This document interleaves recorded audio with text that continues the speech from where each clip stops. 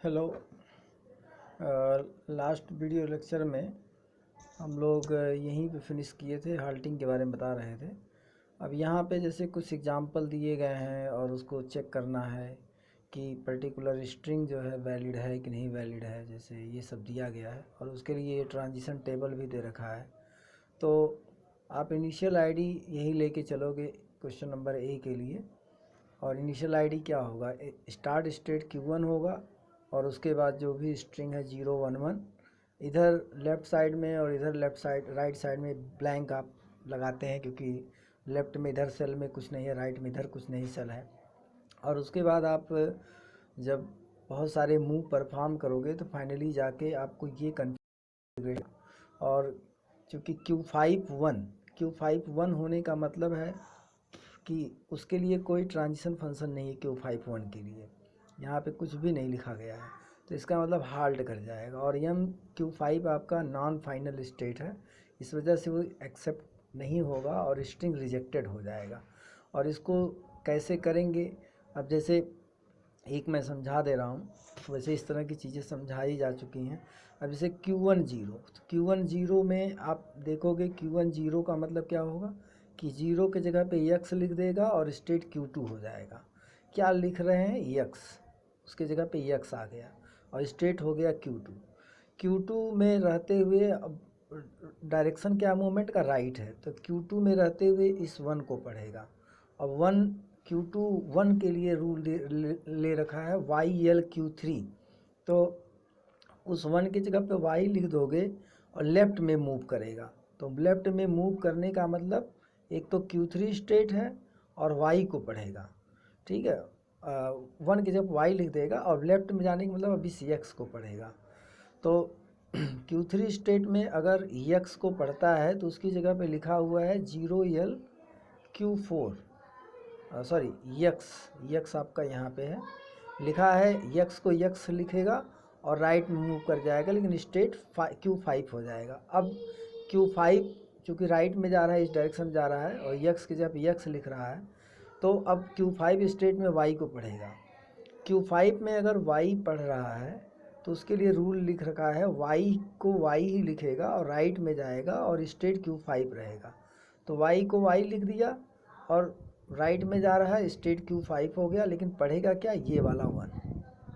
तो ये वाला 1 अगर Q5 स्टेट में रहते हुए पढ़ रहा है तो उसके लिए आप ट्रांजिशन रूल यहाँ पे देखिए, कुछ भी लिखा नहीं गया है। इसी नाते अब आप Q5 में 1 को पढ़ रहे हैं और उसके बाद क्या था, ब्लैंक था, तो यही कन्फिग्रेशन आपको फाइनली मिल जाता है। वही चीज़ यहाँ पे लिखा गया है, इस जगह पे वही बात लिखी गई है, यक्स y Q5 1 और ब्लैंक नहीं लिखा है। ब्लैंक आप चाहे लिख सकते हैं चाहे ना लिख सकते हैं। तो इस तरीके से आप पता कर सकते हैं कि स्ट्रिंग वैलिड है कि इनवैलिड है। चूँकि हाल्ट कर रहा है लेकिन नॉन फाइनल स्टेट में हाल्ट कर रहा है, इस नाते स्ट्रिंग रिजेक्टेड मानी जाएगी। बाकी ऐसे आप इन सब चीज़ों को भी कर लीजिएगा, चेक कर लीजिएगा।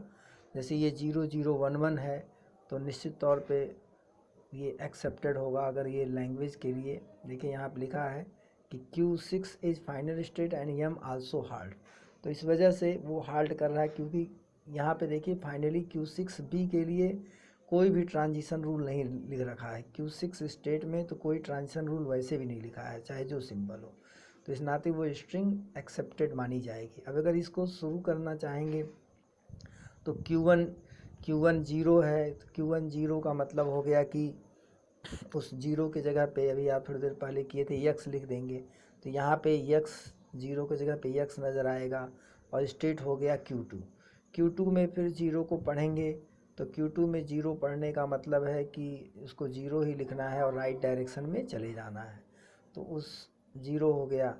और Q2 स्टेट है, तो यहाँ पे देखिए Q2 स्टेट है, Q2 स्टेट में उसको 1 पढ़ने मिलेगा तो उसकी जगह पे y लिख देगा, लेकिन वो लेफ़्ट डायरेक्शन में चला जाएगा, यानी कि अब इस 0 को पढ़ेगा। लेकिन Q5 स्टेट है तो Q3 स्टेट है, यहाँ पे Q3 लिखा होगा, स्पष्ट नहीं दिख रहा है लेकिन Q3 है। तो Q3 में फिर वो पढ़ेगा जो भी सिंबल है, पढ़ के उसके बाद इसी तरह से प्रोसेसिंग करता जाएगा, फाइनली वो स्ट्रिंग आपकी एक्सेप्टेड मिलेगी। लेकिन इसमें मेन इशू है, ये चीज़ देखिए क्लियर है कि ये Q3 ही लिखा हुआ है, ठीक है। तो YL3 है यहाँ पे, वैसे चेक कर लीजिएगा, ठीक है, आपकी बुक का ही एग्जाम्पल है। तो यहाँ पे जो है हम लोगों को जो मेन इसका पार्ट है ट्यूरिंग मशीन का, वो है ट्यूरिंग मशीन का। ट्यूरिंग मशीन के डिज़ाइनिंग में देखिए कुछ फंडामेंटल रूल्स हैं। जब आप डिज़ाइन करने जाते हैं तो ये चीज़ ध्यान देना होता है कि इतना स्टेट को कैपेबल हम बनाएं कि स्टेट फ्यूचर को भी समझ सके और फ्यूचर की जितनी भी संभावनाएं हैं उसको समझ सके, और पास्ट में क्या वो पढ़ के आया है वो भी समझ सके, तो वो भी उसको याद रहे। तो जैसे ये पॉइंट लिखा गया है, the fundamental objective in scanning a symbol by read write head is to know what to do in future and the machine must remember the past symbols scan. तो ये मशीन को कह तो रहा है मशीन को, लेकिन ये हम स्टेट के थ्रू ही करते हैं। और देखिए हम लोगों ने ये सीखा है कि DFA में जो इनपुट टेप होता है, DFA में इनपुट टेप हमारा क्या रहता है कि वहाँ पे इनपुट टेप में एक जो अटैच रीडिंग हेड होता है वो रिस्ट्रिक्टेड होता है किसी एक डायरेक्शन में मूव करने के लिए।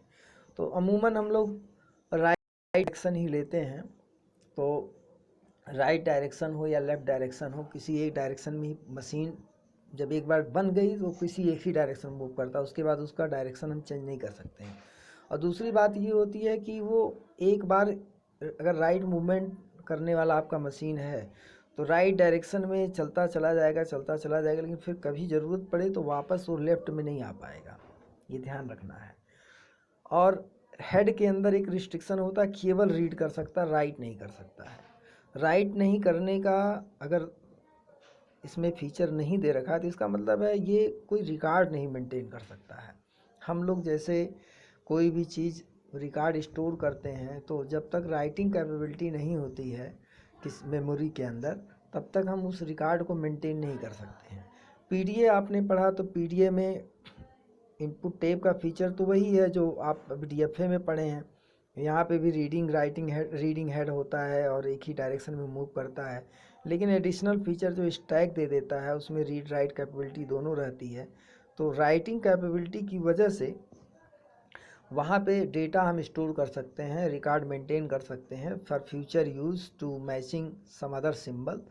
लेकिन DFA में ऐसा नहीं था।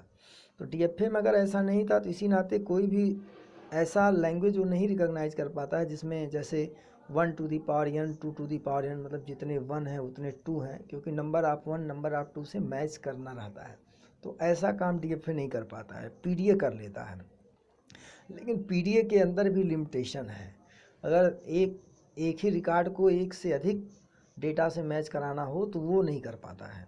ऐसा आप 2 स्टैक PDA डिज़ाइन करते वक्त देखे थे। लेकिन ट्यूरिंग मशीन में क्या है कि ट्यूरिंग मशीन में देखिए एक ह्यूमन बीइंग की तरह से पूरा काम कर लेता है कि हेड जो होता है पहली बात मूव कर सकता है। जैसे हम लोग ज़रूरत पड़ने पे लेफ़्ट में भी देख सकते हैं, राइट में भी देख सकते हैं, मतलब पास्ट में क्या पढ़ के आए हैं वो भी जाके अगर देखना हो तो देख सकते हैं। राइट भाई, लेफ़्ट मतलब इसमें पास्ट है एक तरीके से, राइट मतलब समझ लीजिए फ्यूचर है। लेकिन ये फ्यूचर और पास्ट दोनों चीज़ों को अगर देखना हो तो वो भी देख सकता है ह्यूमन बीइंग की तरह से। जैसे ह्यूमन बीइंग लेफ़्ट राइट उसके दाएं बाएं क्या चल रहा है दोनों चीज़ों को देख सकता है। उसी तरीके से यहाँ पे जो हेड का मूवमेंट दोनों डायरेक्शन में दे रखा है फैसिलिटी, उसकी वजह से। और दूसरी चीज़ टेप के अंदर राइटिंग कैपेबिलिटी है, क्योंकि रीड राइट हेड है, तो इस वजह से इसके अंदर और पावर आ जाता है। तो इसी नाते ये मोस्ट पावरफुल हो जाता है और ये जितने भी फॉर्मल लैंग्वेज सबको रिकॉग्नाइज कर सकता है। तो उसी के बेसिस पे यहाँ पे जो फंडामेंटल रूल्स दिए गए हैं, एक तो कि ये डिज़ाइन करते वक्त ये बातें ध्यान रखनी पड़ेगी कि पास्ट में क्या स्कैन करके आया है और फ्यूचर में क्या होने वाला है उसके बारे में भी। तो ये सारी चीज़ें जो है हम स्टेट के थ्रू यूनिक स्टेट यूज़ करके ही हम करते हैं, वो हमें अपनी काबिलियत से यूनिक स्टेट यूज़ करना रहता है। वही चीज़ यहाँ लिखा है, the Turing machine remembers this by going to the next unique state. तो यूनिक स्टेट हमको यूज़ करना है, हमको बनाना, हमको डिज़ाइन करना है। द मशीन मस्ट, जिसके ऊपर देखिए लाइन लिखा, the machine must remember the past symbol, सब बता चुके हैं। लास्ट लाइन में लिखा था number of state must be minimise. ये भी एक बहुत इम्पॉर्टेंट इशू होता है, कॉस्ट मिनिमाइज करना है, या बहुत ज़्यादा स्टेट यूज़ कर लेंगे तो भी कॉन्फ्लिक्ट हो जाएगा।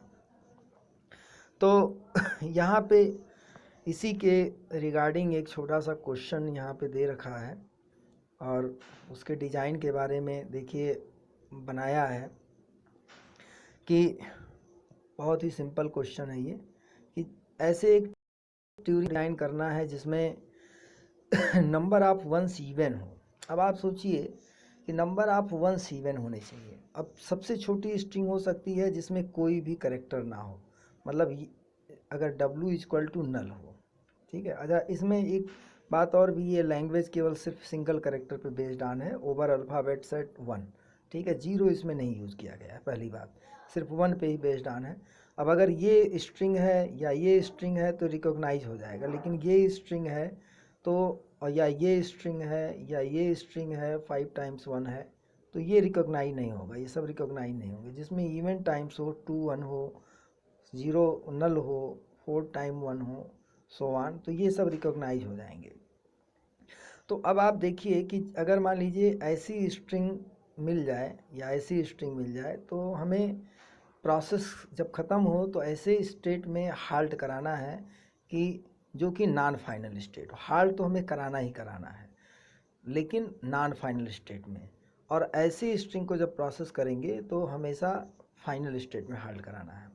तो अब आप इसमें एक भी करेक्टर नहीं है, वो स्टार्ट स्टेट से स्टार्ट होगा और फाइनल स्टेट में हाल्ट कराना है। कोई करेक्टर भी नहीं प्रोसेस करने के लिए, स्टेट भी नहीं चेंज कर सकते। तो इसका मतलब हुआ कि इनिशियल स्टेट और फाइनल स्टेट एक ही स्टेट को रखना है।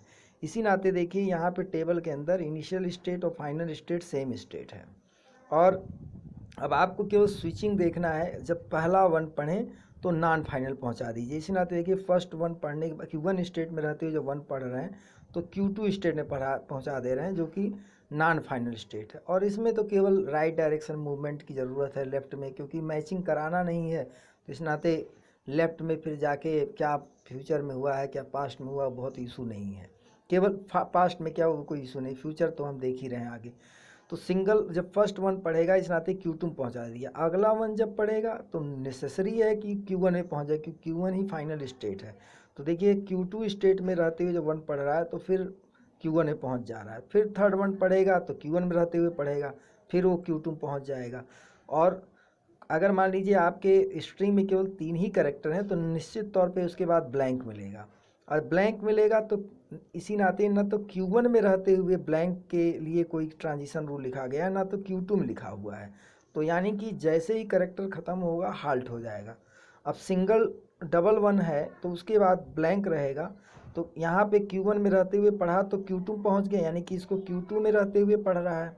तो Q2 में रहते हुए पढ़ रहा है तो किस स्टेट में पहुँच के B पढ़ेगा, Q1 स्टेट में। और Q1 B के लिए कोई ट्रांजिशन रूल नहीं तो हाल्ट कर जाएगा। तो इस तरीके से एक्सेप्ट हो जाएगा। लेकिन 3 1 हो तो Q1 में रहते हुए इसको पढ़ा, Q2 पहुँच गया, Q2 में रहते हुए इस 1 को पढ़ेगा तो फिर Q1 में पहुँच जाएगा। Q1 में रहते हुए 1 पढ़ेगा तो फिर Q2 पहुँच जाएगा। अब Q2 में रहते हुए ब्लैंक को पढ़ेगा, तो ब्लैंक जब Q2 में रहते हुए पढ़ रहा है, इसका मतलब क्या हुआ कि हाल्ट कर जाए, क्योंकि कोई ट्रांजिशन रूल यहाँ पे डिफाइन नहीं है। तो इस तरीके से हमारे वही स्ट्रिंग को, उसी स्ट्रिंग को केवल ये मशीन रिकॉग्नाइज कर रही है जिसमें इवन नंबर ऑफ वंस हो, और जिसमें ऑड नंबर ऑफ वंस हो उसको रिकॉग्नाइज नहीं कर रहा है। तो इस तरीके से आप इसको बेसिक क्वेश्चन लेके समझाया गया है, थोड़ा इसको समझने की कोशिश करिएगा। नेक्स्ट जो है हम नेक्स्ट वीडियो में बताएंगे। फिलहाल अभी के लिए इतना ही।